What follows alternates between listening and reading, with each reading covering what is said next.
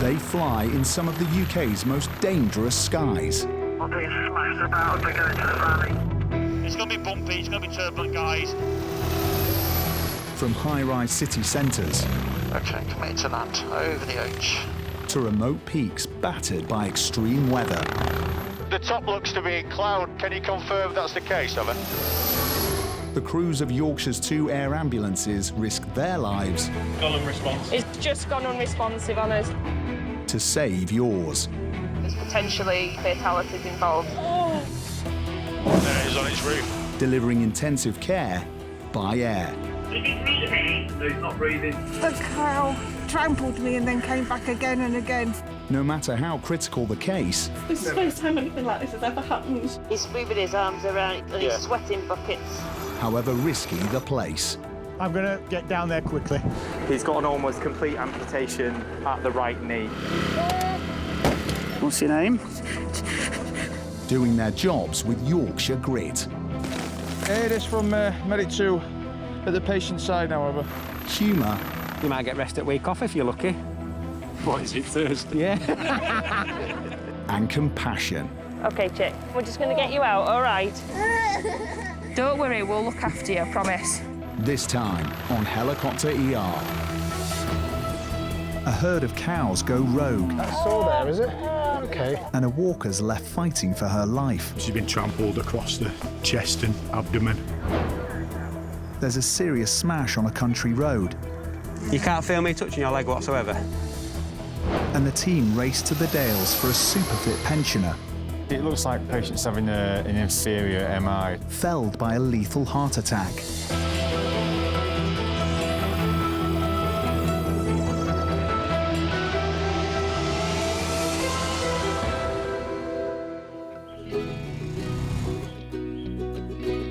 Yorkshire's rolling farmland is home to 500,000 cattle. They look placid, but cows can be lethal, especially to dog walkers.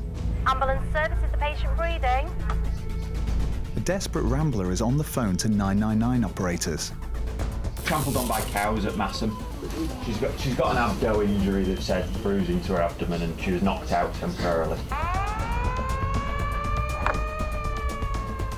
Cattle can weigh more than a ton.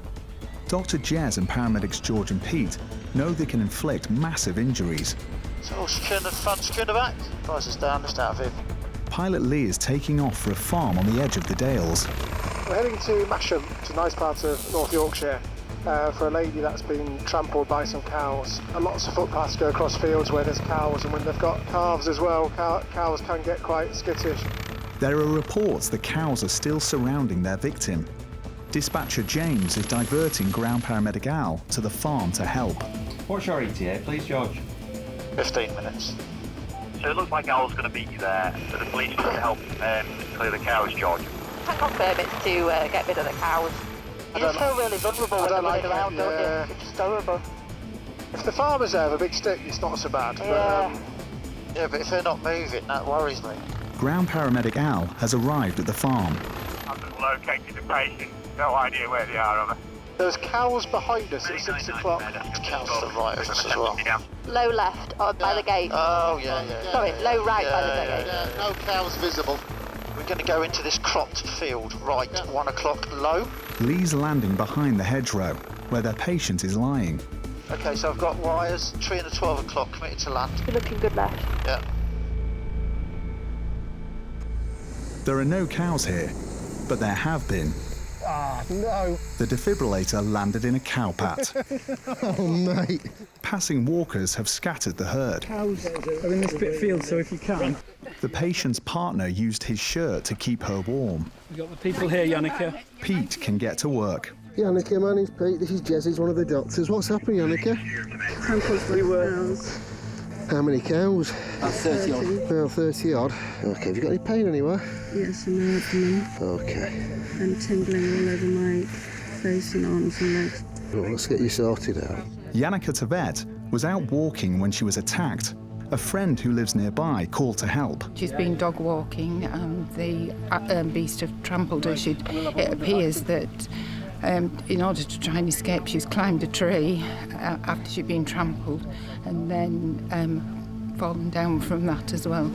She's complaining of severe pains in her abdomen and her lung. Where's that hurting? OK, you relax your arm for me then.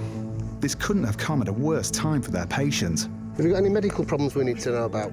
Yeah, I've got cancer and I was due to go into hospital a week tomorrow. OK. Can you straighten your arm for me, Yannicka? Thank you. The cows are still in the area, but paramedic Al, who is on ground duty today, is on guard. I'm on cow duty. It's one of those occasions where hitting something with a big stick might actually prove useful. Cows generally don't like people being shouty and noisy and waving things at them. So if they do start coming, I'll make an attempt to scare them off before I run for my life. Legs feel okay? Lower down hurts. Whereabouts? My lower legs and my feet were stood on. Any pain when I'm touching you around there? Yannicka's abdomen took the full weight of one cow. It looks like it was protecting its calf from her dog, Goose. Dr. Jez fears his patient has a serious internal injury and her heart trace is worrying. I just think that's just a funny-looking ECG. Have you had any cardiac problems before, Yannicka? I had an ECG 2 days, not today, Sunday. I had one on Thursday and it was normal. If the attack has damaged Yannicka's heart, she's in urgent need of specialist care. But the team fear the cows may return. Have we got a crew here at all? Well, this is the problem, getting the crew to us. Yeah. Because no one knows which entrance is which. Yeah.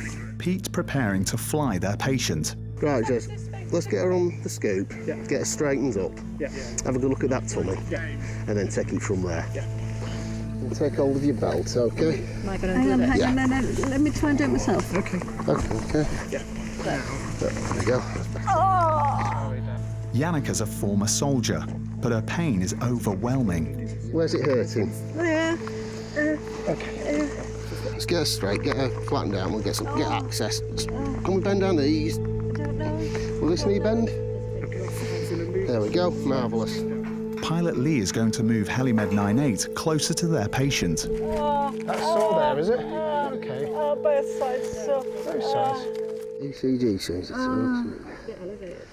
yeah, I'm not quite sure what's going on with that. Yannicka, can we straighten this arm, please? Is that OK? Yeah. That's it. It's just before we give you anything, it's really important. It's really important that we get an idea what your blood pressure's doing. OK. Then we can give you some painkillers. Definitely quieter on that right side. It looks like she has several broken ribs, which are affecting her breathing. Yep. I just want to have a little feel of his tummy, if I can. Yep. Her abdominal pain is more worrying. There, really hurt. There. That's sore there. OK, darling. Yannicka was out to take her mind off impending cancer surgery.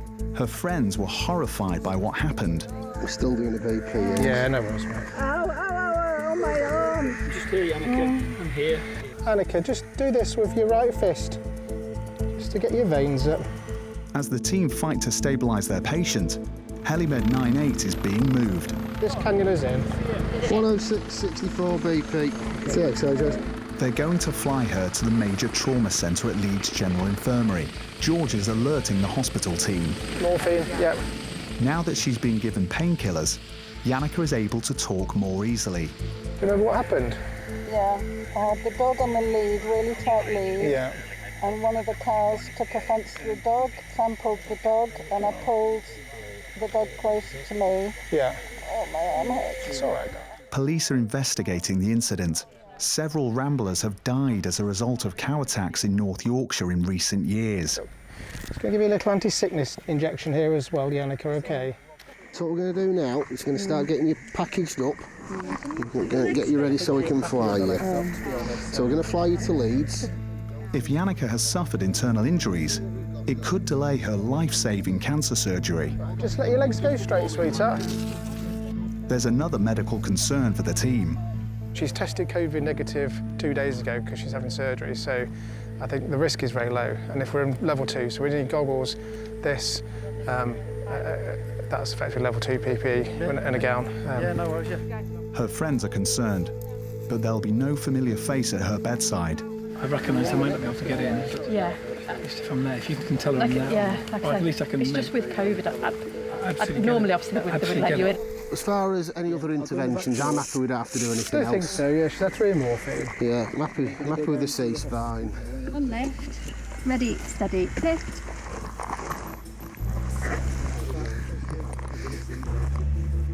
Danica, we're just going to lift you up, okay? It's going to feel a little bit weird. Is everyone ready? Yeah. Ready. On left. Ready, steady. Yannicka is on her way to scans, Give me a handle on this side. That's it, keep going, keep going, keep going, keep going. which will determine the extent of her internal injuries. She's been trampled across the chest and abdomen. And I think when they've done some observations, they've also found something a bit unusual on her ECG. There is a possibility that the chest trauma could have affected her heart in some way. Helimed 98 will have Yannicka in hospital in less than 15 minutes. Engines both to flight. Right, so I'm just going to move the nose forward. Good afternoon, H145. We're now en route to the LGI, please. Basic service. Every day is a school day for Dr. Jez. I've learned something on this job. If you throw a monitor over a fence and there's cows nearby, just be careful where you throw it.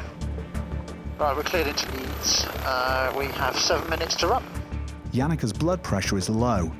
The team will be relieved when she reaches resus. Standard approach into LGI helideck. The wind is slightly behind us, so we'll go past and then just do a right-hand turn. Helimed 98, this is LGI helideck. We have all crews on station and ready to receive you, over. We're inbound, will be 2 minutes. Joining from the north, Helimed 98. Good on the left. Okay, committed to land over the H. At last, Yannicka is close to the specialist care she desperately needs. How's that pain in your tummy and your chest now? Still there, is it? Is it any better, any worse? Spread my chest. In the next hour, the hospital trauma team will deliver their verdict. A walk in the country could have devastating consequences for Yannicka.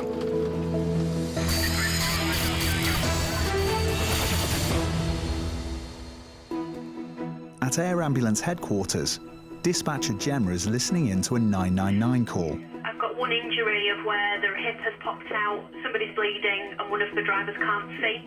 It's coming from the scene of a 2-vehicle crash in North Yorkshire. And does everyone appear to be completely awake? I don't know.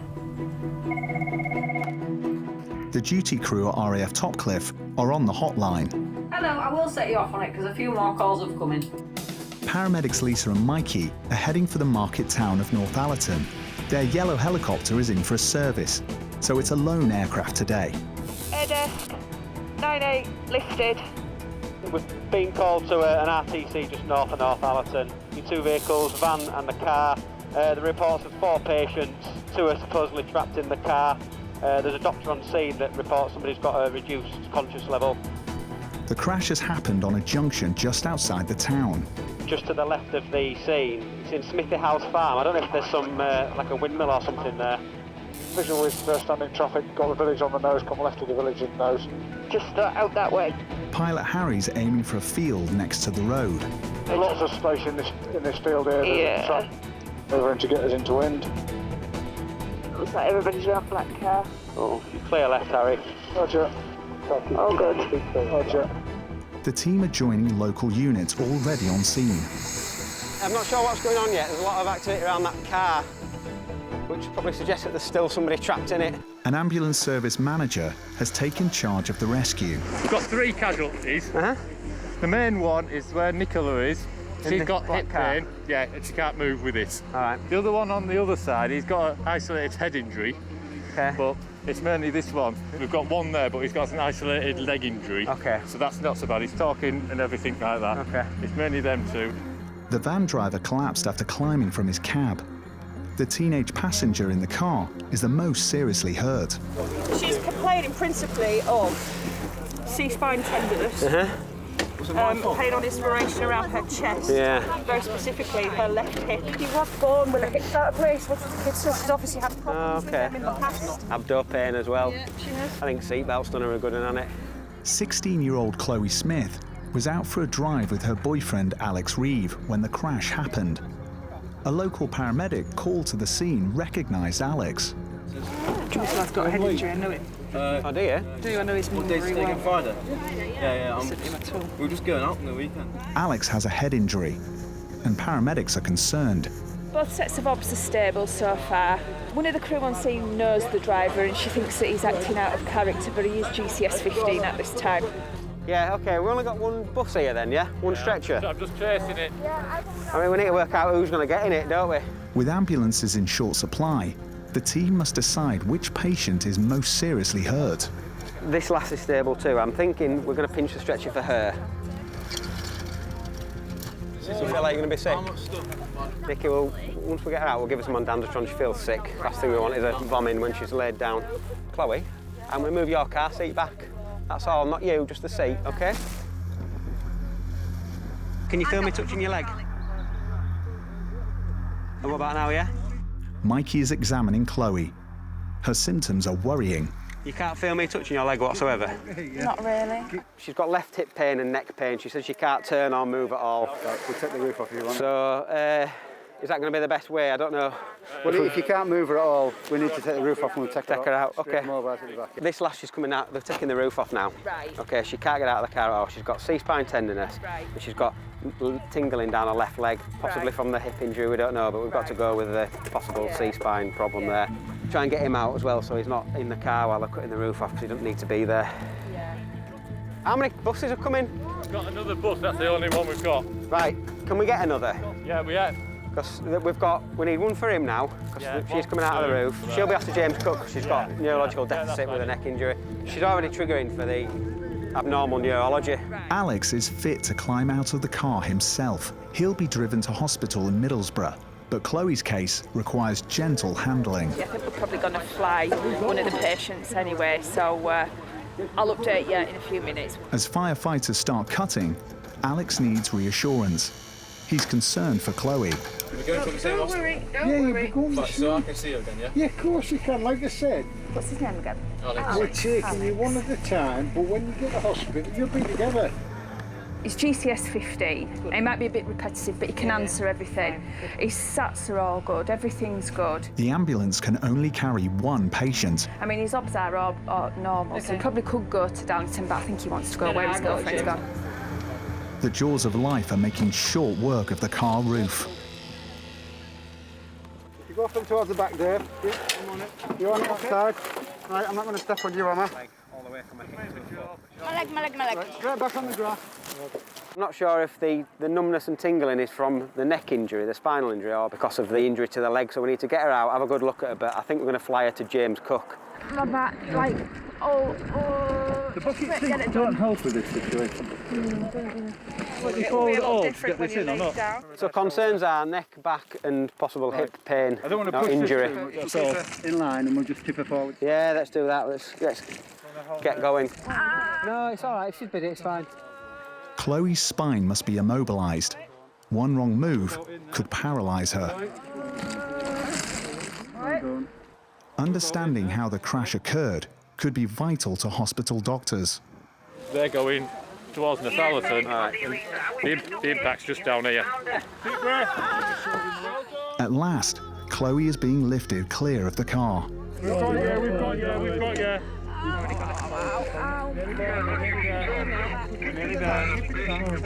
We've got nowhere to put her, have we? 1, 2, 3, slide. Chloe needs x-rays and scans to determine the extent of her injuries. 1, 2, 3. Nice and steady, guys, nice and steady. I get my mum now. Mikey fears she may be bleeding internally, in addition to her suspected back injury. I just want to quickly assess her before we move her. Now we've got her out. Yeah. Is it hip or is it pelvis? That's what we need to have a look at, don't we? It's just a nightmare that there's no ambulance to put her in. I'm going to have to cut this, OK? What, my body's doing? Yeah. Oh, yeah. Sorry, but I need to have a look at your hips and your tummy. And I appreciate that we're not anywhere private, so we'll keep you decent, all right? Chloe's pain could be from her hip or her pelvis. A fracture of either can be fatal. She's getting binded. We'll put a bind on her. Bind, scoop. She's going to need more access and TXA once we get going. I need to have a proper look at your other side of your hips. Are you all right to help us, are you, with that chap? Is he okay? Is he stable? Right.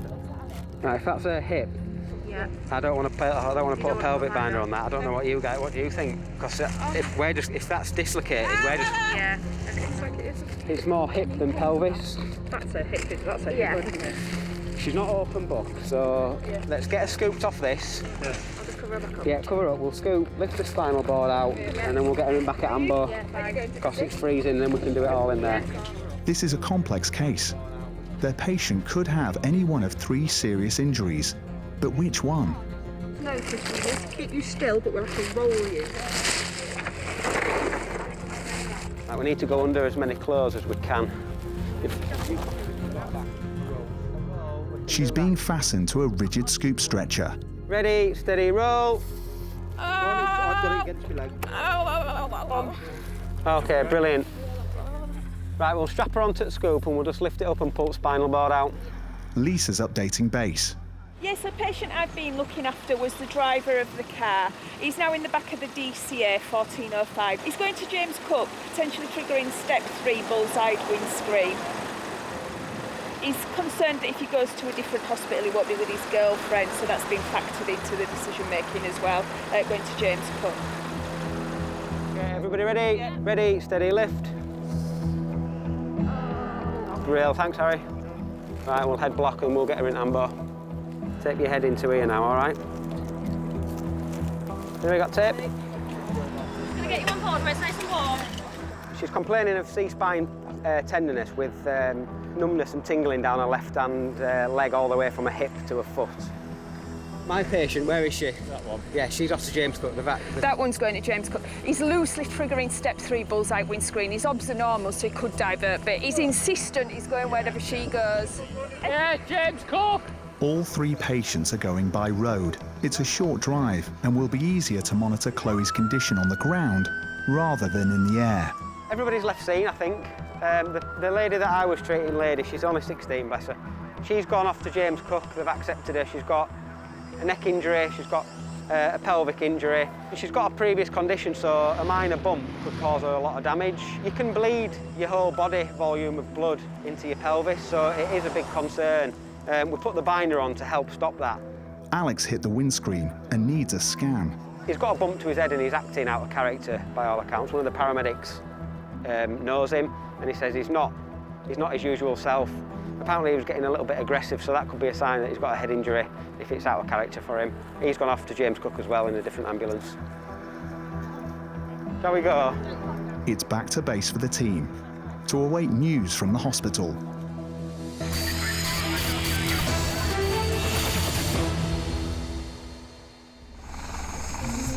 Okay, just went to fly.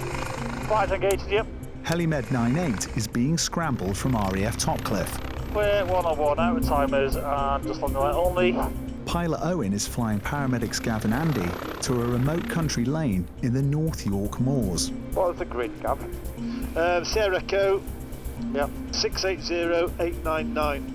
98 for Meadows. Go ahead, Steve.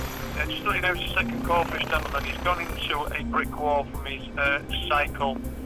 Quite a nasty head injury when I've listened to the call, bleeding, and now not fully alert. Your crew is in tech crew in the 22 minutes away from scene. With ground units so far away, the team's skills are desperately needed. We're going out in the middle of nowhere, really, in the North Yorkshire Moors. It sounds like someone's come off their bike and hit the head on the wall. Essentially, a nasty-looking head injury with lots of blood everywhere, and we're getting told that the patient's not completely alert, although that's a fairly vague term at this stage. It sounds like a serious case. If someone's losing consciousness, we're concerned initially for are they able to protect their own airway, and it may be that we need to intervene some way in that. The significance of the head injury, if it's been hard enough to knock them unconscious, then there could be something amiss that would require urgent treatment down at the hospital, so we need to get them there quite quickly. The Moors National Park covers 550 square miles, and many villages are little more than hamlets linked by narrow winding lanes. I'll intercept the road going up to Gillimore, get along the road somewhere, and then we'll just follow the road up. Owen's homing in on their patient. He's a long way from medical care. There's people stood in the road down there, look. Okay, happy days, you see. So it's sheep in that field, but they've already lambed, it sounds okay then. Owen needs to be in tune with the farming calendar. Livestock can behave differently towards the team, depending on the time of year. You've got sheep in that field, haven't you? Yeah, I've got sheep in the field, but what might be? Sheep are fine. Yeah. It's before there's lambs you really want to beware of sheep. Got the domestics in this Got the field. domestics there, yeah? Got the one going right across the field as well on our approach. Yeah, these sheep are just hopefully clinging to the mother. There is domestics going across the front corner of this field. Okay, pause there. But you are continue on this trajectory, you should be okay. We're just out to the 1 o'clock, are we? Yeah, just right in front of you, 1 o'clock. It looks like the patient must be in the car. That's we've landed scene. I'm coming up, come. Hiya. A friend who was riding with the cyclist has come to help them. Okay, so you've come down here. And he went into the wall. Straight ahead of us? Yeah. Okay. They've just gone straight across the road. Helmet? No. No helmet. Right, okay. Pensioner Chris Ferry is bleeding heavily. Has he been conscious throughout the whole time, talking to you? Yes, yeah. Awesome. Hello, Chris. How are we doing? You've had a bit of an argument with a wall. Oh, dear. Can you just describe to me from your perspective what's happened?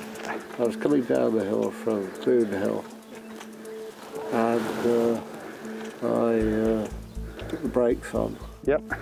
And I slowed down a bit. I was worried about putting the brakes on too fast. Because you thought you were going to go with the handlebars? Yeah. Yep. Okay. Not been hit by a car, so that's a good thing. Any other pains or anything anywhere else? Apart from my neck. Not apart from your neck? Incredibly, it was their patient's first bike ride in nearly 6 decades. Chris, our next door neighbour, has said that he'd quite like to try cycling again. I think the last time he cycled was when he was a kid. So I sorted out a bike for him, one of our bikes. I did in fact ask him whether he was happy with the brakes, and he said he was.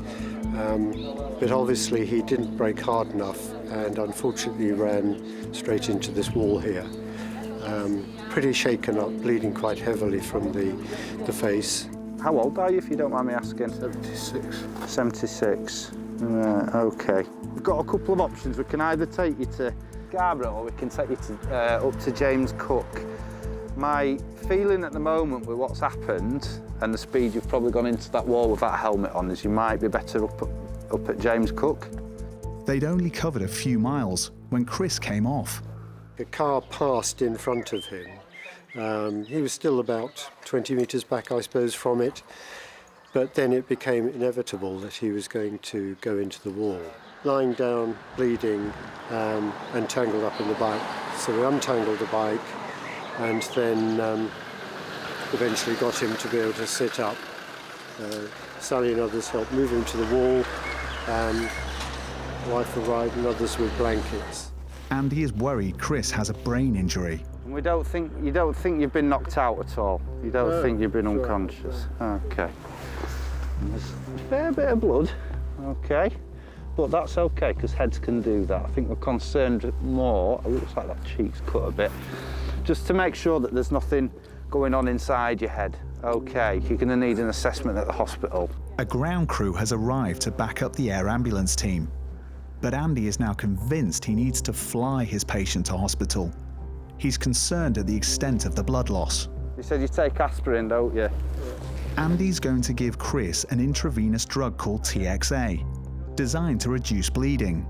I'm just going to try and pop a little needle in your arm if I can, Chris, OK, just in case there's anything we need to give you. All right, can I just take your... How are your veins? You're going to present a bit of a challenge, OK, but I don't want you to worry. Sharp scratch. They also need to protect their patient's spine and keep him warm. The cold can be lethal for trauma patients. He wasn't wearing a helmet, unfortunately, so he's got quite a big hematoma and bleeding from his head. He's in his 70s, he's on blood thinners, so there's always the danger that he's got something. He's sustained a head injury, and really that needs a scan. So from there, that needs to be done in the major trauma centre, which from here is James Cook, which is probably about an hour away by land, so it's going to be much quicker for us to fly this gentleman, just for as precaution, and he can get the proper scan that he needs. So we're just going to, with the help of the ambulance crew, we're going to get him onto the scoop in the back of this car, and then we'll load him onto the aircraft and fly him to Middlesbrough, to James Cook. Right, Chris. We're going to roll you till you're flat on your back and put you on our yellow stretcher. It'll feel hard underneath you, all right, but it's just to support your back and make sure everything stays as stable as it can do. All right, buddy? Ready, steady, roll. There we go. Nice right, one. buddy. This medic 2, update when you're ready. Andy's reporting back to base. Yeah, that's your message, Andy. He's anticoagulated with aspirin, and just by the nature of his injury and the mechanism, I think we're going to fly him up to James Cook, just to be on the safe side. So he's got C-spine tenderness as well, so we are just in process of immobilising him and getting him out of the car. Yeah, ready, steady, slide. The people of the moors are used to cycling accidents, but this rider and his bike are older than most casualties. But even Chris can see the funny side. I'm not going to be like on MASH, am I? Say again, sorry? I'm not going to be like on MASH. Like on MASH? Programme. At the minute, this gentleman's stable. He has sustained quite a nasty lot of blood and a lot of swelling around his eyes, so he's definitely going to need a scan. So Andy's just going to give James Cook a call now, just pre-alert, let them know we're coming. Right, so keep going. Watch your heads though. Antennas there. Change hands. He's gone at some speed down a road, failed to stop at a T-junction, gone straight across the road and hit a stone wall with his head. No loss of consciousness, but has got some quite significant sort of frontal head injury and a cheek injury as well. He's potentially, he is anticoagulated, he's on aspirin. That's great, thank you. Cheers, bye-bye. Helimed 98 is taking off on a 10-minute flight across the moors to Teesside and the Regional Trauma Centre. The significance of the head injury, if it's been hard enough to knock them unconscious, then there could be something amiss that would require urgent treatment down at hospital, so we need to get them there quite quickly. Downhill on the bike, which is going to be quite a bit of speed, going to open up injuries from various sites as well as the head, so we need to work out where we go from there.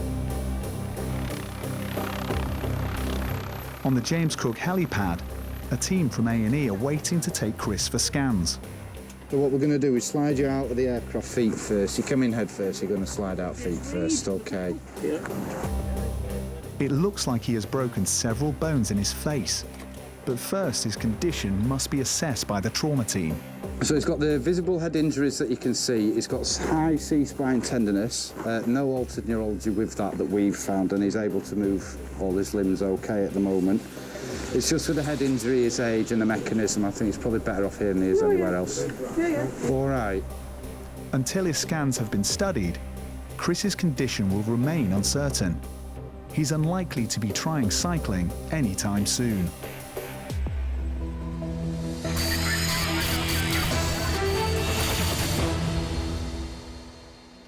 Ambulance service, is the patient breathing? Yorkshire's 999 Nerve Centre takes 1 million calls a year.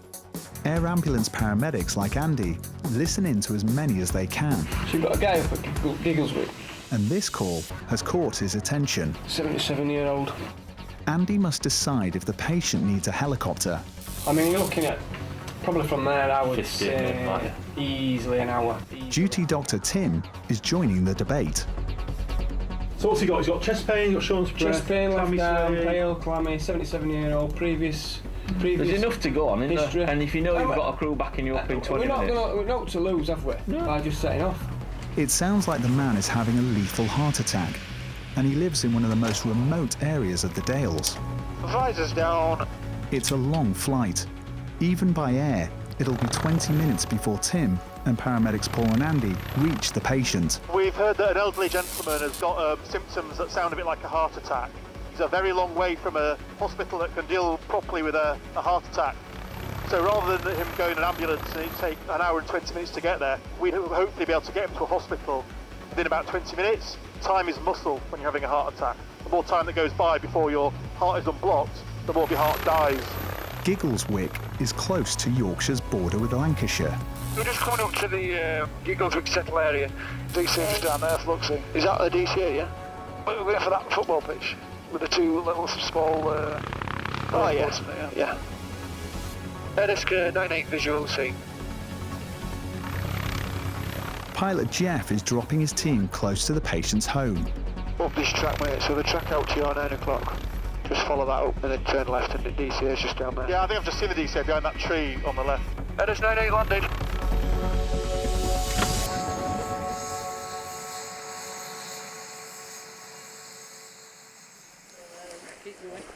All right, Sam.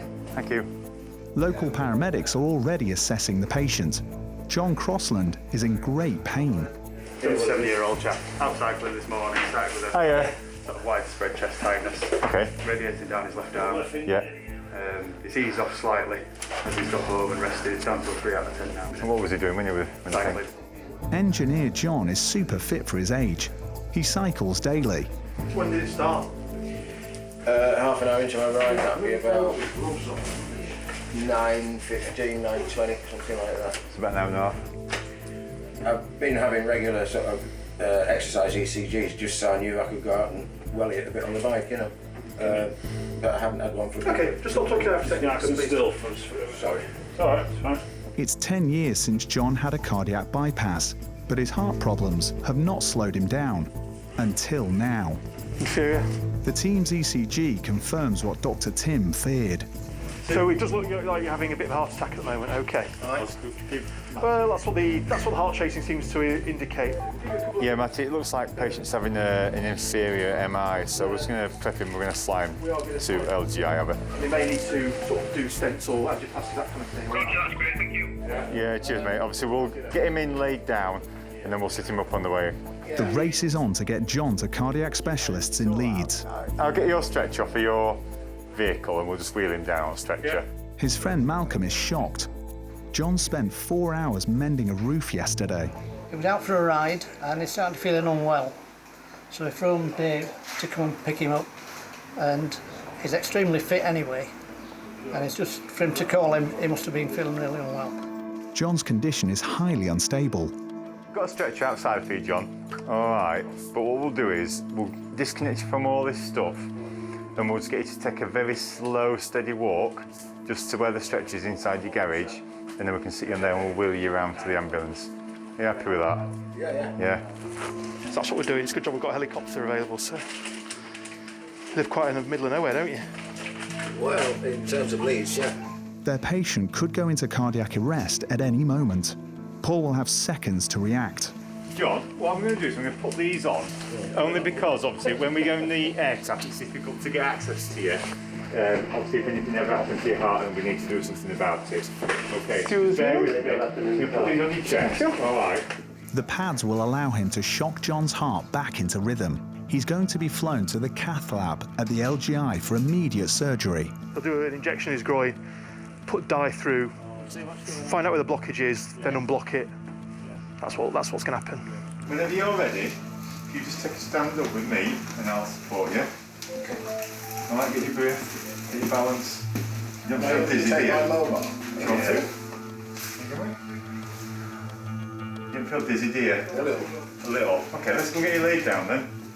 John did all he could to keep healthy, but genetic factors also play a major role in some heart attacks. Park your bum as far up the bed as you can for me, John. So your bum gets into the cap, that's it.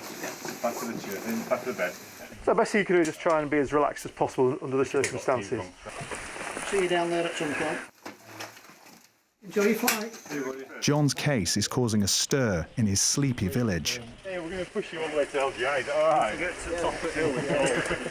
Yeah, it's all downhill to Leeds from here. Well, I'll be a local celebrity after this. This gentleman's having a heart attack, so we're going to take him to Leeds.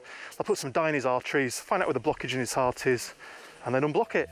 The quicker we unblock the arteries, the quicker we get oxygen back to the heart, the quicker we're back to his normal self. There's no reason why he can't make an excellent recovery, provided we get him the treatment he needs in a small time frame, which is why we're using a helicopter.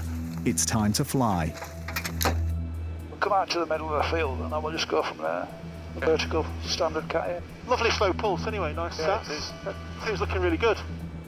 Jeff will have John in hospital in less than 20 minutes. Headers 98 lifted to the LGI.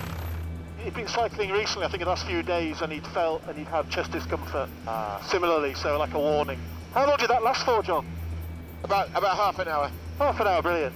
So at the moment, where do you have discomfort at the moment? My upper left arm. Yeah. Do you feel short of breath? No. That's good. You've got a good blood pressure and a good slow pulse, so these are all good signs. And we'll be in the LGI in about 15 minutes, I'd have thought. Okay. Few heart patients feel well enough to chat to the ambulance crew, but John is the sociable type. We're just about to go over Ilkley Moor. Oh, very nice. Yeah, running up there. Bell running was really my sort of passion before I had to give that up because of a few injuries, you know, so cycling's a bit of a second string. There are Betty's near Ilkley Moor. There's a Betty's in Ilkley itself. Yeah, there you go. I don't remember Ilkley Moor, I just remember the fat rascal that I ate at the tea shop. I'll tell you where there's another Betty's, in Northallerton. Well, I'll have a few bob with you on that one. I don't think there's a Betty's in Northallerton. I definitely saw, me and Matty were on car over the week and there was a Bet, we went past Betty's. Andy, do not contradict a patient. Yeah, sorry. The patient is always right. I didn't see a Betty's in Northallerton at all. Thank you. Exactly. Helimed 98 is flying John onto the LGI's rooftop helipad, right in the centre of Leeds. We're just coming into land, John, okay, so we need to keep quiet while we come into land, okay. Close and secure. Cardiac specialists are expecting his arrival. Headers 98 on approach, LGI. He'll undergo a procedure called an angioplasty in the next few minutes.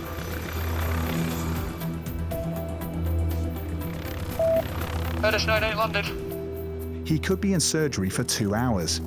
His quick flight to hospital has given him the best chance of recovery.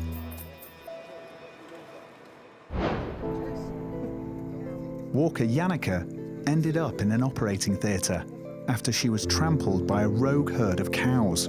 As soon as we entered the field, I could see that there were some cows up ahead, so I grabbed the dog, put the dog on the lead. We could see one more cow with a calf. She came and attacked the dog, and then there were 2 more came and pinned us up against the hedge. Her country walk turned into a terrifying ordeal. They must have sniffed us for about 10 minutes, and I thought they were going to go away. And then 3 cows were to the side of me, and this time it was the black cow that then reared itself up on its hind legs and stamped both feet down on me. It just went quiet, and I was just lying there and realised that they'd gone. And Dave came and helped me back up to my feet. Within a couple of minutes of sitting there, we were surrounded by cows again. So we then had to stand on these roots and holding on to the ivy that was around the tree. And whilst we were in the tree, standing holding on, I fainted. Her internal injuries were so serious, surgeons were forced to remove a section of her bowel. The pain in my abdomen got worse and worse. So after 2 days, they took me for another scan, and that was the point where they then rushed me in for emergency surgery because part of my bowel had died.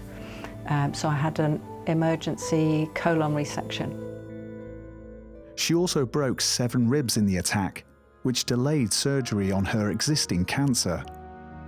So whilst I was in hospital, that was when I was supposed to have had the cancer surgery, so it was worrying that that had been put back. But fortunately, I managed to have the surgery in October, and the results of that were everything's all clear. I don't have to have any further treatment, so I'm just being monitored. Driver Alex was reunited with his girlfriend in hospital. His head injury turned out to be minor, but teenager Chloe suffered tendon damage to her ankle, a slipped disc and a trapped nerve. The condition of the van driver isn't known. We're going to roll you till you're flat on your back and put you on our yellow stretcher. Veteran cyclist Chris suffered multiple facial fractures and a spinal injury when he hit a wall on his first ride on a bike in nearly 60 years. He doesn't plan on trying cycling again. So it does look like you're having a bit of a heart attack at the moment, okay. Surgeons put a stent into a blocked artery within minutes of pensioner John's arrival in hospital. He was prescribed circuit training to strengthen his heart, and he's now back on his bike.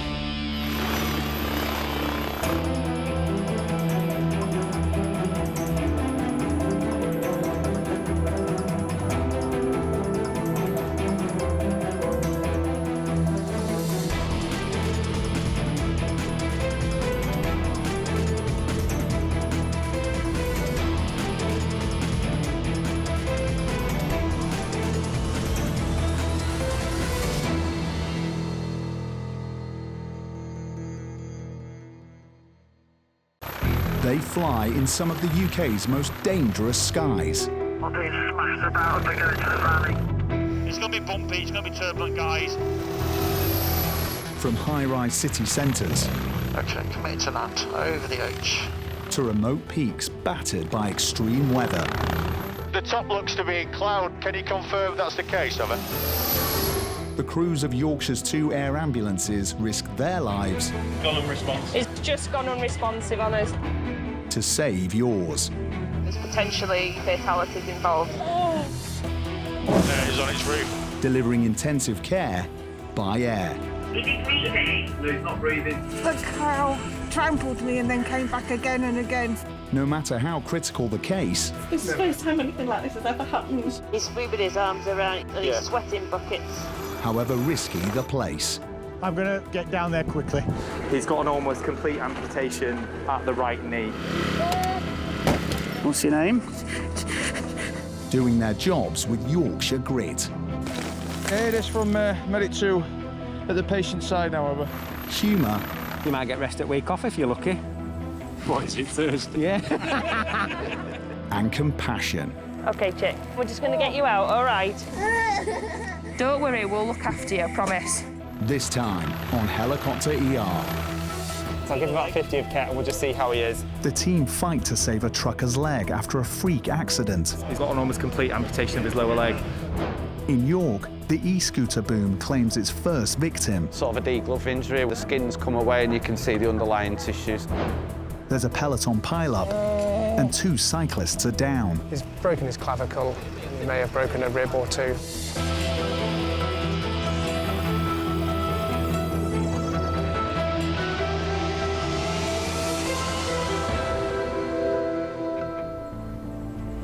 It's late afternoon at Air Ambulance headquarters, and the phone from 999 Control is ringing. Is it this job in Batley? 15 miles away, there's been a serious industrial accident. Bye. Somebody's been crushed by a forklift truck and their legs have come off. Ooh. Pilot Gary has 2 minutes to get off the ground. Batley. Always good for a lappy. Not. But getting his team down could be tricky. Eyes in a minute, guy. That's right. It's rush hour, and they're heading for a town centre surrounded by busy commuter routes. Where did we say this? Say IKEA? Well, yeah, Batley's IKEA area. IKEA. I thought that was next to the motorway. It is, yeah, that's at the top of Batley, yeah. Dr. Johnny will lead the patient's care. We've got reports of somebody having been run over by a forklift truck with leg injuries. We don't know much more than that. It sounds like it's an industrial site somewhere near Leeds. There's confusion as to exactly where the emergency is. The grid is it pointed to centre of Batley? Or the industrial part near IKEA at that area? It says Bradford Road. It looks like a sort of residential address. Don't really understand that, but I think he was a delivery driver with one of these forklifts, you know, where they have them on the back of the truck. The team's skills could be critical to the patient. Blood's been a relatively recent addition to the air ambulance here in Yorkshire, but it's really important. When you lose blood, the best thing to replace it with is blood.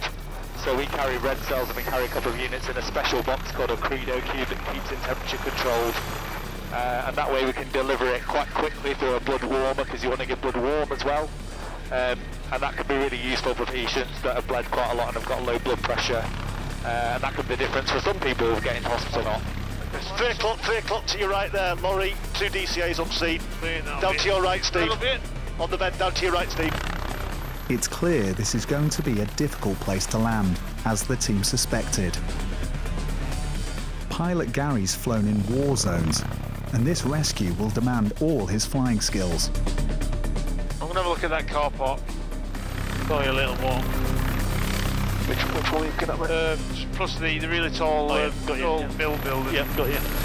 He's descending into an office car park that's just big enough to be legal. Yes, one down to our right now, yeah. When that car's moving. Oh, even better. Yeah, looks like we're going to go in there, guys. You happy with that? Yeah, straight out and then onto the road. Yeah, I'm happy with that. Yeah, I can see. While Gary parks Helimed 99 more tidily, the team are heading for their patient. Is that right, mate? Is it out on right? Yeah. Yeah. Boards look like pieces of plywood or something. There's a big stack of plywood Looked like somebody with a blanket on top of them down there. The truck was delivering. Its driver is in the care of local paramedics. So we've obviously got quite a lot of trauma to his right leg. Yeah. Rob Smith is in agony. His leg is almost severed. So far, he's had 5 grams of morphine. TXA is going in now as we speak. We've got lines on both sides. And he's quite stable. His obs are fine, 97 for his pulse, 138/80 for his blood pressure. And that's about as far as we've got. His name was Rob. Johnny is a trauma consultant at the Leeds General Infirmary. Hello, Rob. How are you feeling? Where have you got pain other than in your leg? Anywhere else? Just the right leg. Just around your leg? Got a bit of a bump on your head as well? Maybe, I don't know. How's your neck? Is it okay? Yeah, I think Yeah, so. stick your tongue out for me. Good. All right. Any pain around your chest at all? No. No? Rob was hit by the truck. After he tried to warn the driver, the forks were in the wrong position. He's surrounded by wood he was delivering when the accident happened. Just wondering whether we can create any more space for ourselves. Yeah, have you got enough hands for that? Yeah, so if you guys get on that as well, just to do that, and I'll take his neck. Yeah. Ready, steady, go. Yeah, thank you. A first responder stopped Rob's leg bleeding by applying a tourniquet, but Johnny urgently needs to see the full extent of his injury. So guys, once you've got on that, do you mind cutting the rest of these clothes? Let's get them off and let's get him scooped. We want as much off as possible. I'm just going to have it worked down and have a quick look at this leg. Fine. So let's get everything off, guys. So we'll get that skin to scoop. Let's scoop him, we'll get him flat. We'll have a little look at this leg when he's flat and that leg's out. I think he's going to need a bit of ketamine probably for that move, just to get him comfortable. You're chopping my ear off as well? No, don't worry, sorry. Rob's remarkably cheerful for the victim of a serious accident. Have you got any allergies to anything? No. We're going to put the other big one on as well. The team need to control Rob's pain quickly. Well done, mate. Just give one of my dads, I'll give about 50 of Ket and we'll just see how he is. How you doing, Rob? Yeah. You all right? So just going to give you some strong pain relief now, OK? Ket. He's receiving ketamine, a very powerful drug developed as a horse tranquilizer. OK, he's had 50 and that is 1720. OK, how you doing, Rob? You all right? Yeah. Yeah? OK. All right, guys, ready to roll. Let's try and get as many of those clothes out as we can as he's coming. So just pull anything down and get it out of the way if you can. On roll, ready, steady, roll. Blood is no longer flowing to Rob's leg. It's probably beyond saving. Thank you. Are you good at the top there? And there's a very high risk of infection, so he's also being given antibiotics. So we'll lift clothing out and then trolley in. Yeah? Okay, everyone happy with that? Yeah. We'll go on lift, ready, brace, lift. Loading out, yeah. She's going, lads. Rob's going to be taken to hospital by road. This gentleman's got a really horrible lower leg injury, so where the forklift has reversed and pinned him against the wall, he's got an almost complete amputation of his lower leg. So there's lots of damage to muscle, to blood vessels, to his nerves and his bones, and everything's a bit oozy. And it's often when you've got bleeding that's the case. So there's nothing for us to really stop by compressing a vessel. And what you need is actually something to pack against that to form a barrier, which is what a normal dressing would do. We've got a different type of dressing called Celox, which is impregnated with actually something made of prawns. And that helps the blood to clot, so the blood cells all coagulate on that, form a barrier around it. So when you've got these oozy wounds like that, it's very good at stopping the bleeding. So we're going to pack the wound with that and hopefully that will control that. The bleeding's not particularly brisk at the moment, so we're taking the tourniquet down, and that will give us the best chance of salvaging the limb if we can do that in theatre. It's a 7-mile drive to the regional trauma centre. So take it nice and steady, he's stable, so no heroics. Thank you. Rob, what's your address? Brough. Around the corner from me, Rob. Oh, is it? Oh, yeah. Not some places. To be fair, I don't even know where I am now. No, that's good. Back at the scene, Paramedic Gav is not optimistic about Rob's outlook. Well, they can deteriorate quite quickly, really, because they can sort of be in a state of shock and they're sort of compensating. So you have to be mindful of the little observations, the heart rates and the blood pressure, things like that, because they can because although he's sort of severed his lower leg, we don't know if the crush injury has done any damage internally that we can't see. So there could be a sign that he's bleeding elsewhere. There were no observations of suggesting that at the minute. He wasn't tachycardic, so his heart rate wasn't going too fast. It was fairly normal. So we think it probably is the lower leg injury. But the doctor's gone with him in the ambulance with a colleague, and they'll give the trauma team will be waiting at LGI. But unfortunately for him, as he's a driver of a lorry, potentially losing his lower leg could be quite career-changing and life-changing for him. Police are investigating the accident, but Johnny's focus is on ruling out further serious injuries. His patient is still smiling through the pain. Any pain around here, around your chest? No, it's quite nice actually. Is that nice? Having a little massage? Yeah. Anything down here? No. No, nothing hurting? No. Feels like crampy pain, sort of thing. Yeah. Yeah. You've been sat down too long and you need to move. That's what it feels like. Okay. Well, that sounds a bit rubbish, but not too awful. Yeah. Have you seen what your leg looks like? No, they won't let me look. I know it's a mess. Yeah. It's a really nasty injury, Rob, but we're going to the Major Trauma Centre at Leeds, so we've got all the right people there to have a look, okay? All right. So the vascular surgeons and people are going to have a look when you get there, and we'll get some scans done to see what the damage is, okay? Yeah. The most important thing right now is you keep you comfortable. We're giving you some antibiotics and stuff as well to prevent any infection. I don't know what you gave us before, but that was stuff. Was it good stuff? Yeah, okay. That's ketamine. It's a horse tranquilizer. Yeah, if you give some more of that. Okay, yes. The ambulance is nearing Leeds city centre. A full trauma team is awaiting its arrival. You got any kids? Yeah, 4 of them. 4? Yeah. Must keep you busy. Yeah. We're ragging driver. Keep up with it. There's going to be loads of people when we get in there, don't worry, they're all there for you. What we're going to do is tell them what we've done so far, and then they're going to have a relook at everything. I'll say then we'll get you through the scanner and have a look and see what's going on. Yeah, no, yeah. I'm not going to get up and run, am I? Rob's going straight to resus. This is Rob, he's 35 years old. Approximately an hour ago, he's been reversed into by a forklift truck and been pinned against the wall. He's got an almost complete amputation at the right knee with just skin and muscle intact. An operating theatre has already been prepared, and surgeons have begun assessing whether they can save Rob's lower leg. His future hangs on their verdict.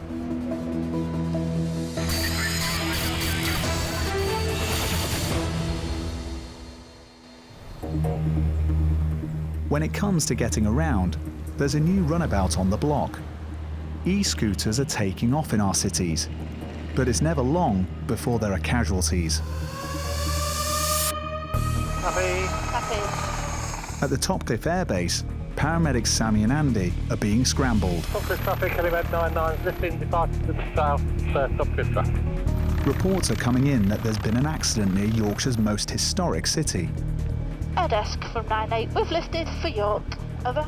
Thanks guys, just for information, this patient's in an undercarriage, so they might be a little bit difficult to spot where they are, over. Oh, Roger. It's not clear what's happened, but the injuries sound serious. We understand this chap's got an open fracture, potentially of one of his legs. It sounds like he's conscious and talking. I think it's somewhere under this, around about, or maybe within this complex of the park and ride. Looking. What's on this top corner? Is that an ambulance? Is he associated with the job? I'm just looking at the corner of the... It is, yeah. Yeah, there we go. Yeah, there he is. Yeah. I'm going to the field at the far end. There's cows there, there's a fence. Pilot Colin's dropping his medical team next to an interchange near a major out-of-town shopping centre. Look at the auto trim, please. Back out the auto trim. There's no obvious gate though, is there? I'll just pop in this corner, mate. We should be able to get over that. Yeah, you should be right. Andy's going to take charge of the patient's care. First reports suggested the accident had happened on York's busy ring road. It doesn't look like it's a motorbike v car. 32-year-old cyclist Matt Wilkes was on a long-distance ride when he collided with an e-scooter. Just take a deep breath in. The rider left him lying here in agony. Any aches or pains there as you're breathing? Anything worse? Matt?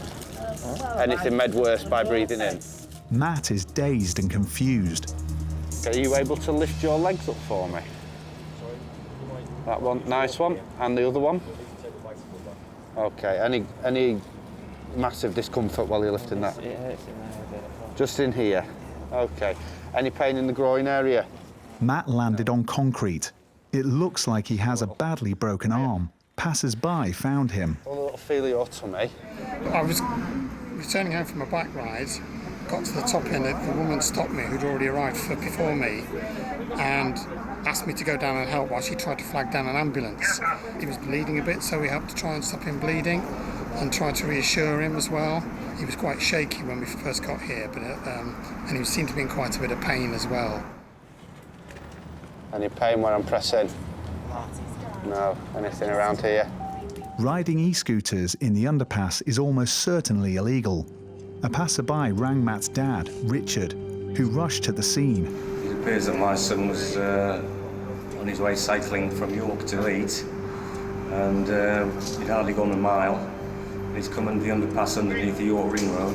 It appears that somebody in an electric scooter, probably going too fast in the opposite direction, has hit him, knocked him off his bicycle and probably broken his arm, and then just hasn't stayed at the scene, just shot off. Rented e-scooters are popular in York's pedestrian streets.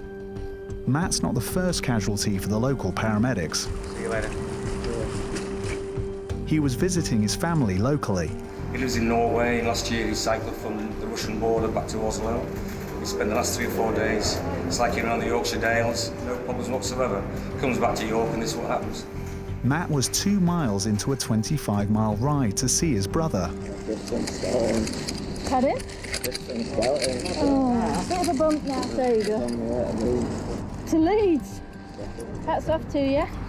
Paramedic Sammy is concerned Matt may be bleeding internally, but the symptoms are confusing. Right, you're going to feel it clunk quick. This gentleman is a super fit young man out on his bike today, Saturday morning.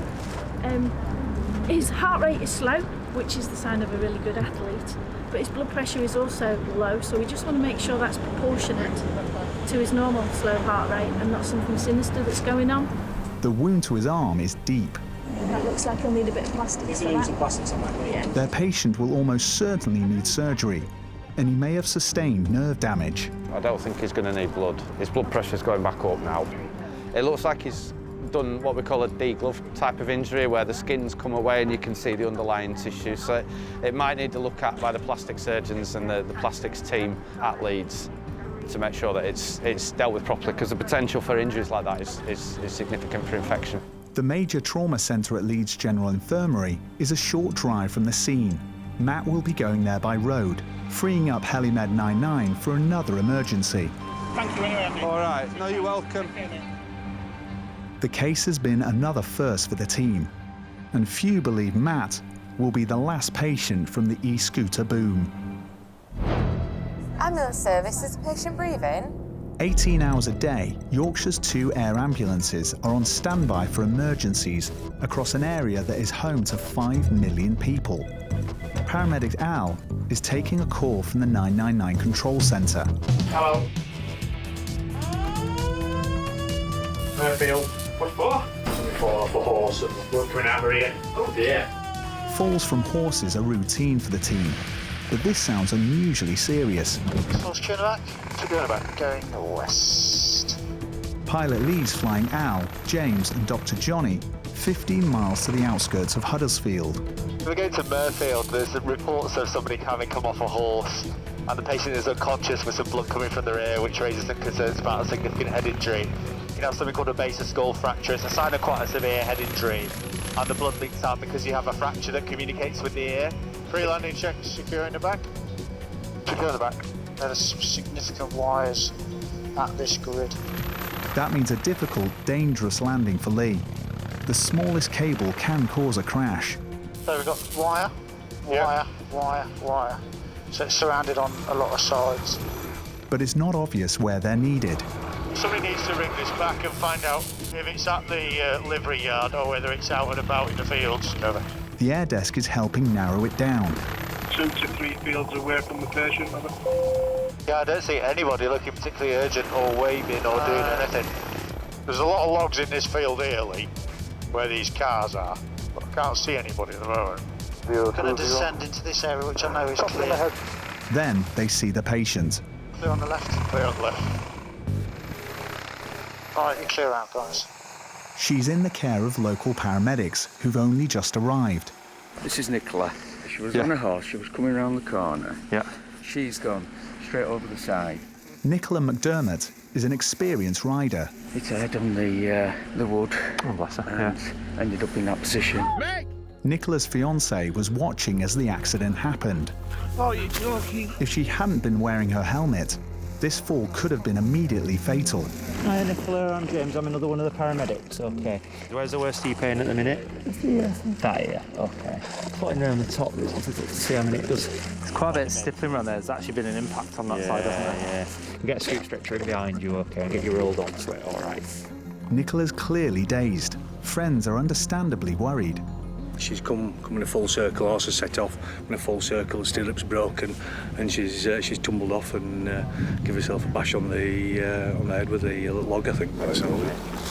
Nicola, I'm Johnny, I'm one of the doctors there. Sorry. What's hurting you there? Dr. Johnny fears she has a fractured skull, but further life-threatening injuries can't be ruled out. Do some deep breaths in for me, Nicola. Well done. Any pain when you do that?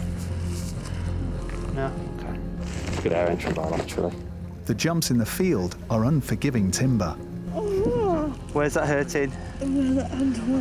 What, on your leg? Yeah. Okay. Further up. Is it in your hip? Yeah. Okay. To protect her spine, Nicola's going to be fastened to a rigid scoop stretcher. Everyone ready? Ready, steady, roll. Well done, Nicola. That's it, well done. Well done. Well done. Try to relax. She's taken quite a whack, so she definitely needs scanning. Dr. Johnny wants to take Nicola to specialists at the Leeds General Infirmary, 10 miles away. I'd rather drive so that we've got the option. Can we get on the other side of that scoop, guys, and then we can get her up, and then everything will happen a lot quicker from that point of view. Flying their patient would be fastest, but if Nicola's condition deteriorates, it will be easier to anaesthetise her in a road ambulance rather than in a cramped cabin of the helicopter. Where's it hurting, Nicola? Yeah. In your back? Okay. So have you got that? What's the matter? Where's that hurting? It's back. All right, sweetheart, well, we are going to have to just get this on, so just bear with us. Okay, is everybody ready? Yeah. Okay, ready, steady, roll. Still needs to come under the shoulder, guys. That's it, Nicola, well done. She needs to go and have a head scan to sort of see whether the bleeding is just all from around the ear. She's also got blood coming out of her nose, which again could be a sign of a fractured skull, or it could just be a nosebleed from having bashed her nose. So it's all a little bit confusing really till we can do some more tests in hospital. It wasn't Nicola's fault. A broken strap caused her to fall from her horse, Meg. Before we load it, we'll just have another quick look at everything and just make sure we're not missing anything chest or anything else that needs sorting out. Let's get a cannula and some decent analgesia in and see where we are. Okay. Has everyone got a bit? Yeah. On lift, ready, brace, lift. Nicola, can you open your mouth for me? Stick your tongue out. Good. Dr. Johnny fears Nicola may have also broken her pelvis. They're fitting a tight binder to her hips. Can you squeeze my fingers? Squeeze them hard? Good? Okay. Good. Where's that hurting? Back.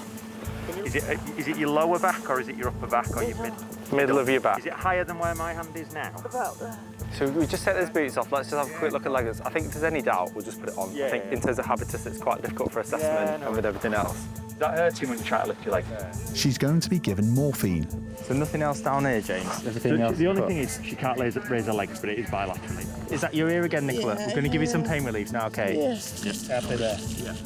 Can you feel us touching your feet? Yes. Yeah, does it feel normal? Can you wiggle your toes for us? Good. But there are worrying signs their patient's condition is getting worse. Where do you live? Nicola, where do you live? All right, we'll be as smooth as we can, okay? Just go slow. Her outlook is uncertain.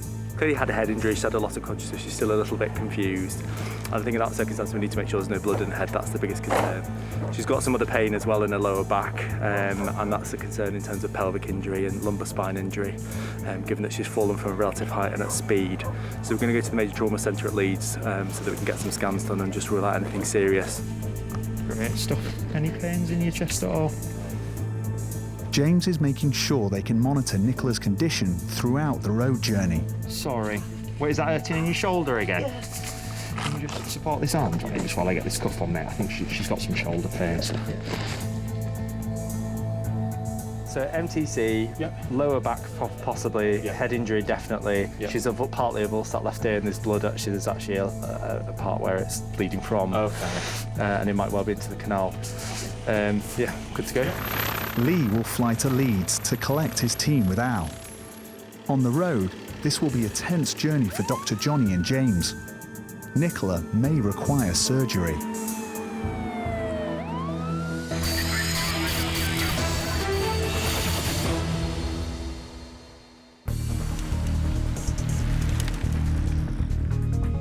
Cycling has exploded as a pastime in the UK, with more than 1,000 clubs hitting the road every week, sending Lycra sales into overdrive. Now we'll go from here, up and back. But it's taking its toll on the air ambulance team. Well, it looks like it's out in the middle of nowhere. Has it got any clinical details on there? Cyclist query pelvic fracture. Pilot JB is flying Dr. Jez and paramedics Al and James to a country road in North Yorkshire. Routing to a location just to the northwest of Linton's airfield. So York, 9 nautical miles or LVI, 21. Okay. 24 minutes to York by road, 56 to Leeds. Look it up. There's news from the air desk. Yeah, it's a quick update, mate. We've got pelvic pain, rib pain, no facial injury or obvious place where the blood could be coming from. If it's major trauma, we'll probably be flying, won't we, I suppose, given that. 140 cyclists died on the UK's roads last year, a 40% increase. So go past the wood, and then there's some fields, and then there's what looks like an ambulance on the nose. Yeah. We'll go to the left-hand side of the ambulance as we're looking at it. JB is aiming to get his team as close as possible to the scene. Ground is higher behind us, that's just something to be aware of, so I'm going to bring the nose left. Auto trim is off, thank you. Tail's clear. James and Al are joining local paramedics caring for 2 cyclists who are riding in a peloton. It's come off about 20 miles per hour, is the estimate. They just kind of had a coming together. They're kind of coming together and he's kind of flown off. He has hit his helmet. There's no facial injuries. I have this clogging blood. So this chap hip pain rather than pelvis feel intact? Oh, it's his inner groin. Okay. Tom Elliott and his mate Darren Tomlinson came off at 30 miles per hour. Hiya Tom, you all right? My name's James. We're just obviously getting a bit of a brief over what's happened with you, all right? It looks like Tom came off worst. That's where it hurts at the moment. Okay. And then I think the shoulder. And this shoulder as well. Passing motorists helped give first aid. It literally just happened as we pulled up, stopped. Another car's just stopped behind us, and they were. The poor lads were on the ground, clearly in a lot of pain. It's cracked all the way through. Tom's helmet probably saved his life. You'll definitely need a new helmet, boss. No. Eh? What? I need a new helmet. Yeah, it's cracked all the way through. Oh right. Where's the crack gone? There. So you can see we've got the crack going all the way through, so it's done its job basically. Tom hit the road head first. Darren's now sitting up. No pain in there? No. Clavicle's all right? Yeah, seem okay. There, is that okay? Yeah, that's okay, is it? How fond of your top are you? Because obviously with all this pain in your ribs, we could really do having a good look at that kind of rib area. Tom was wearing all the right gear, several £100 worth. It's got a zip down the front. I don't know if you want to try that. The trouble is, I'm going to try and get it over your clavicle, which is obviously broken as well from what you've said, so, and it's already got a ripping back now anyway. It's got a rip down the back as well now. Okay. So we'll give you a bit of morphine, buddy, all right? Are you putting this one as well? Which one? The blue one. Oh, it's a big pair of scissors you went through a lot, mate. Oh. Jez is a keen cyclist too. He can feel Tom's pain. That'd be an expensive cycling jersey, that. They're not cheap, are they? I'm counting it up in my head of what's costing it. I only got these yesterday! Few badly injured patients crack jokes. It's a good sign, but the team aren't convinced he's escaped a serious internal injury, like a broken pelvis. There's not a lot of padding in Lycra, and he's not got a lot of padding on him, so he's obviously hit the road quite hard. Got good expansion and a good air entry into there. A little bit of a feel of your pelvis again, all right, it just determines whether or not we're going to put a binder on or whether or not it just looks like it's hip rather than actual pelvis. Sounds more hip than anything, doesn't it? Yeah. kind of neck of if anything worse. I mean, are you happy? I'm happy that don't need a binder. At the moment, your pelvis feels intact. It's just that pain and tenderness where you're shouting around that hip. We're going to get you rolled over in a second. Just giving you a little bit more happy juice. So you've had quite a lot of painkiller there, boss, all right? So hopefully that should take the edge off some of that. Yeah, 115/69, that's his latest BP, so we're happy from that point of view. So in a moment, boss, we're going to roll you over onto your back. We're just deciding whether or not you'll probably end up going to Leeds or not, so we're going to bring you up to 90 degrees, boss, to start with. No pain in your neck at all, boss, no? No, I am going to hold your head anyway, all right, but we're just going to bring you up. 30 seconds, concentration, OK, just like we put you onto this board, all right? They need to put Tom on a rigid stretcher. Where's that hurting? No, shoulder. OK, and then everybody ready to transition down flat? Shoulder. Head nice and still, boss. Hold on, mate. He's in a lot of pain, but until he's been x-rayed in hospital, he must remain on his back. Gonna move you slightly across. Ready, brace, move. Oh no, that's not comfy. Where's it not comfy? On my rib, because I'm laying on some plastic bubbly bit. Yeah, nice and still. Just try and move you under a little bit. How's that? That took the edge off it? A bit better, yeah. Yeah, good man. The crash has shocked his cycling mates. Tom was in the second position on the left-hand side, and his front wheel, he crashed his front wheel into the rider's back wheel ahead, and he lost control of the front wheel.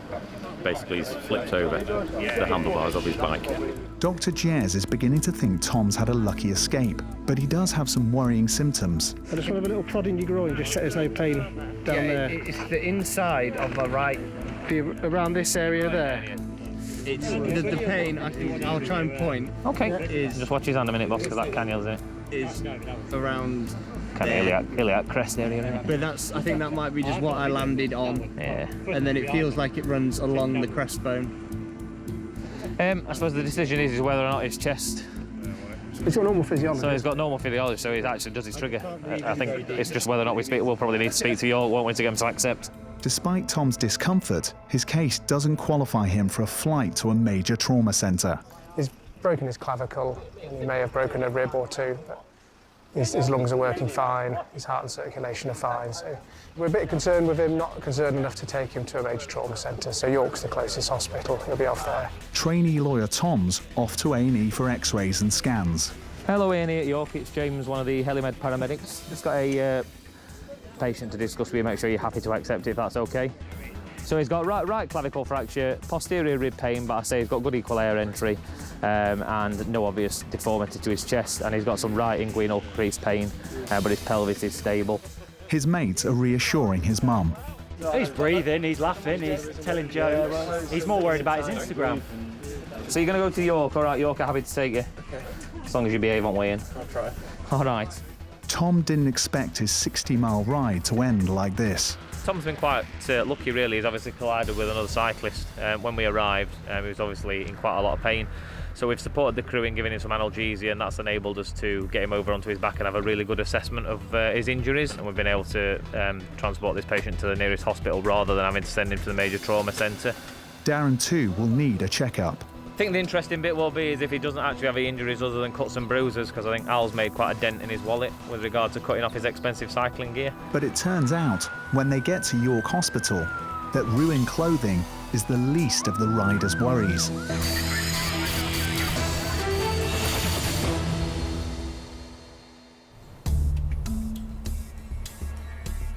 It's the start of a new day at the Nostell Air Base, and time for a breakfast. They were in the reduced section, so I thought, why not? Paramedic James is frying up the full English. Yeah. Okay then, I'll set him off. But dispatcher Lisa has another plan. Joe, not to penny again. Is it ready? Rather than the eggs, the crew are being scrambled to Yorkshire's 3 peaks. Doors and harnesses. Transfer in the back. Pilot Lee is heading for Penny Ghent, a 2,000-foot mountain in the Dales. This is Nostell en route to Penny Ghent. What are we doing now at the moment? Ambulance crew on scene.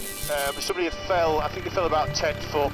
Mountain rescue on scene as well. We've been called because the ambulance crew have got to scene and there's a problem. It could be a challenging rescue for Dr. Johnny. We're not sure about what injuries they've got at the moment, but clearly if there's a crew there, they've requested us. They've probably got concerns that the injuries are quite serious and might need to go to a major trauma centre. If you're falling from 2 or 3 stories, you're going to have significant injuries to limbs and often to spine. The weather is deteriorating, and the local mountain rescue team are sending reinforcements to the peak to help carry the casualty.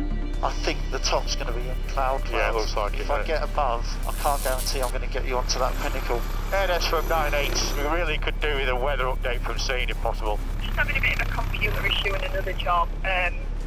I'll try and get in touch with them. Lee can't approach the peak if it's shrouded in cloud. If they clear a cloud, up top, we'll go through it. But I don't want to take that risk. Crow, Calcite, Helimed 9-8. The top looks to be in cloud. Can you confirm that's the case, Over? Paramedic Al is calling Mountain Rescue direct. Yeah, that's correct. We've come down to the valley bottom and have a landing site identified with smoke available. Over. Yeah, Roger, that's all copied. If you can pop your smoke in about 1 minute, over. Standing by. 12 o'clock, just below the ridge. Yeah, I'm still not seeing smoke. Smoke is on, but very windy. Over. Yeah, Roger, we have visual with you. The patient's being driven down the peak, but now there's another problem. I'm not sure about it. It's a bit slopey, doesn't it? We're going to have to go the other side. So come left a bit, Lee. Just going to stick it one skid on the track. All clear on the left. The team medic has been treating the walker. So it's Emma, she's 34. Emma Kelsey was on a sponsored walk when she fell near the summit. She was doing the 3 peaks and she's taken a tumble off. You can't see it, it's the top step. Yeah, it was so a bit of a scramble. About a 3-metre fall. Yeah. And she landed on her left hip. Okay. Pain score was about 7. And so we gave her ibuprofen, 400 milligrams, 1,000 milligrams of paracetamol. And then before we moved her, we gave her 800 micrograms of fentanyl and Entinox as well, which is making her feel a bit sick and dizzy at the moment. Emma was attempting the 3 Peaks Challenge, climbing all 3 of Yorkshire's highest mountains in one day. It's the equivalent of a marathon, with an 8,000-foot ascent thrown in. When she coughs, it hurts, and it's just very tender, sort of on the top of the left hip. But we thought best to put the splint on in case. Hello, I'm Johnny, I'm one of the doctors with the Air Ambulance. How are you feeling? Yeah. What happened? I think my shoe came loose and just fallen backwards. Okay. Did you bang your head or anything at all? Don't think so. Okay. Mainly my left side. You got pain in your left side now? Yeah. Can I have a quick look? The team fear Emma has suffered chest, leg and back injuries. Anything sore at all when I'm pressed on your chest? No. No? Just that side. Okay. Down here is sore there, is it? Okay. Okay. I'm just going to have a little listen under here. I'll keep you covered, okay? Deep breath. Good. Emma, just relax. Relax. I'm not touching you, okay? Just relax. So it's sore on here? Yeah. What about down here? Yeah. The pain in Emma's legs is worrying. We found that when we tried to get Emma's legs flat, we couldn't, so a little bit of flexion in the hips to keep the pelvis more comfortable. Okay. So we got a lot of packing onto here. I think that's going to be more comfortable with something underneath it. Is that better with something underneath your legs then, is it, Emma? You're falling off a bit here, aren't you, on the angle? Are you okay? So obviously with what's happened, there's concerns that when you've fallen that you might have caused some damage, partly to your hip, which is a bit concerned about. I think we also should be a bit concerned about your lower back if you've got problems with moving your legs at the moment. So you're asthmatic. Do you use inhalers for that regularly? Yeah. Yeah? When were you last in hospital with your breathing? 2-3 years ago. Okay, all right. So we're going to get you loaded onto the aircraft, okay? We'll make sure that you're comfortable. Emma's fall was long enough to cause a life-changing spinal injury. The team are taking no chances. Could be something lumbar spine, potentially. If she's got lumbar spine, then leave her in the back mat, and we'll just carry her in the back mat onto our Yeah. Are you guys happy with that? She's been fastened to a vacuum mat that prevents her back moving. It will safeguard her spinal cord. Emma's fallen about 10 feet from the summit of Pennigan. You can see it's up there in cloud at the moment. And landed, I think, onto her back. She's been complaining some pain in her left hip since that time. There's no obvious deformity or shortening or big bone fractures that we can tell. However, given the distance that she's fallen and the other injuries that we know she's got with the rib fractures, I think she needs to go to a major trauma centre so she can get a scan. They're going to fly Emma 40 miles to the Leeds General Infirmary. We're bringing in a 34-year-old female who's fallen in the Dales. We're coming in by air and we'll be with you in 25 minutes. By road, this journey would take an hour, even on blue lights. Helimed 99 can do it in 15 minutes. while saving Emma the discomfort of a ride in a road ambulance. It's all left-sided, her pain, basically, but she's not very, very tender on palpation around her hip and her pelvis, but she's saying that it's painful there. They were saying that they found that without propping her legs up, she had more discomfort, and that always makes me think about back and pelvis. 8 minutes, guys. Thank you. Just a few bumps as we come over the hills, alright, that's just a little bit of turbulent air, nothing to worry about. You alright, Emma? Yeah, not too long now, alright. Lee's flying Emma onto the roof of the LGI. The descent is just going to come off to the right. It requires inch-perfect flying. 3 feet, 2 feet. Nearly there, Emma. 1 foot. Orthopaedic specialists have been called to resus to examine Emma. Ready, steady, slide. But first, she's heading for the MRI scanner. It will instantly reveal the extent of her injuries. Within an hour of arriving in hospital, lorry driver Rob was on an operating table. They did a full body scan and a head scan, which seemed to be okay. So it was just the leg that they had to sort out. But after 6 hours of surgery, doctors were forced to amputate his leg, crushed by a forklift truck. There was one surgeon, he come up to me and he said he'll try his best to save my leg. So I told him he should have been a comedian, not a surgeon, because I'd obviously seen the state of my leg. I already knew my leg had gone at that point.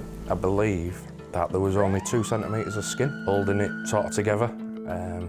So one snip and that was it. It was off. Rob was transferred to a rehab unit nearer his home in Hull. It was agreed that if I had a bed downstairs at home and a toilet downstairs at home, then they was happy for me to come home. There are 2 roads to go down. You can either go down the road where it'll get to you, or the other road where it's happened.